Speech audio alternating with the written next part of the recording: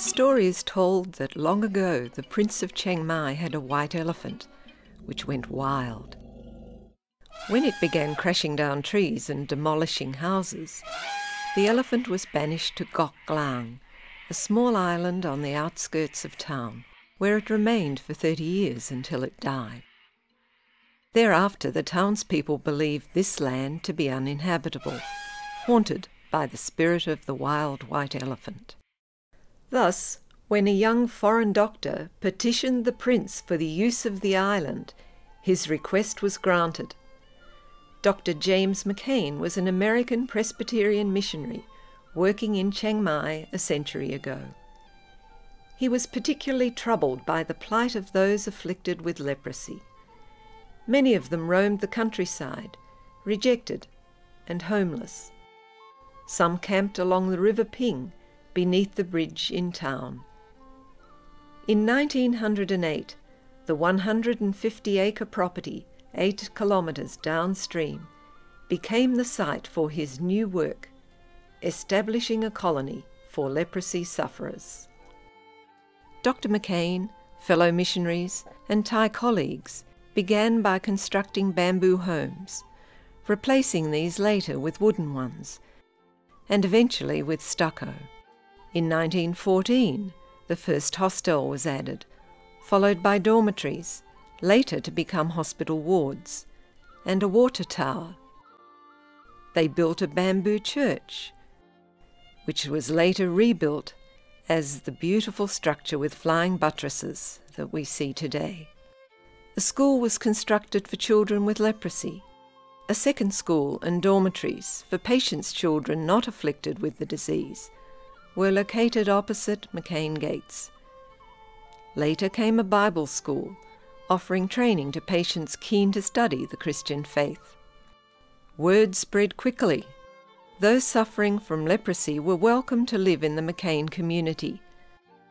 Leprosy sufferers came from all over Thailand and from as far away as Laos and southern China.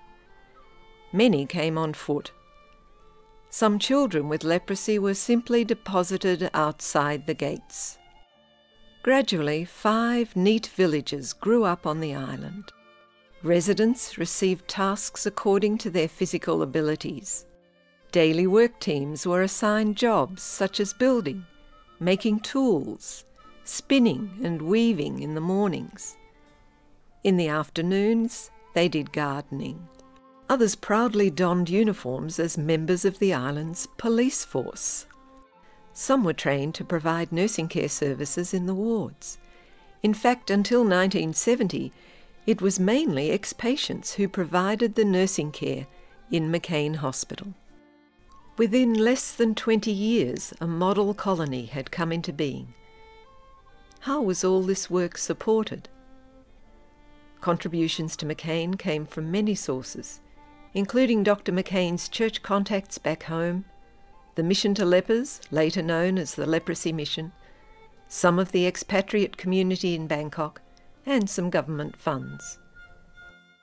However, during the Depression years, the missionaries found it increasingly difficult to support McCain's expanding population. They also wanted to provide help for patients nearer to their home communities, so they began to reach out beyond the island's boundaries.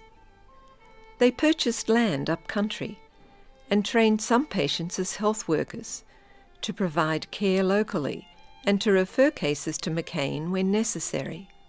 Groups of patients gathered around these centres, and McCain bought additional land for them to farm. Eventually, 22 leprosy villages were set up in this way. In Thailand, as in every society, leprosy, or Hansen's disease, is a condition that was greatly feared and considered incurable. Early on, the best available treatment was the hydrocarpus oil from the chalmugra tree.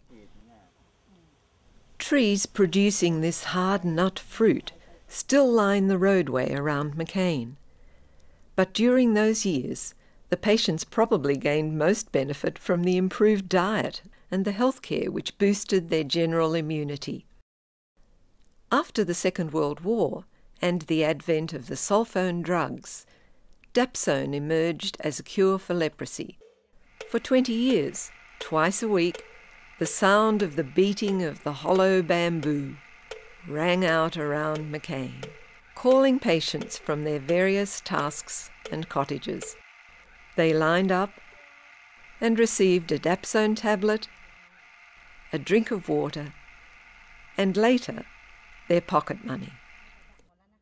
In addition to offering treatment, McCain staff taught patients and their families how to prevent disabilities and what to do about possible complications. They also taught the known facts about the disease and devoted extensive effort to research in order to learn more. What then do we know about leprosy?